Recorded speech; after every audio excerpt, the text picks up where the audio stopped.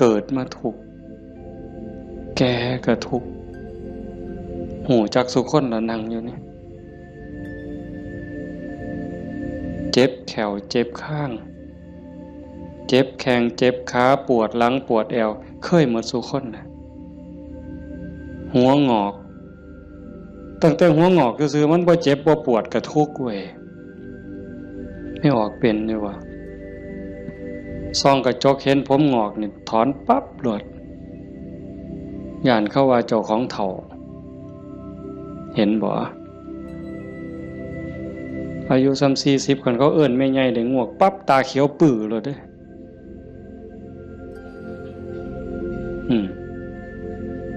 แต่คันอายุ60เขาเอิ้นหน้าสาว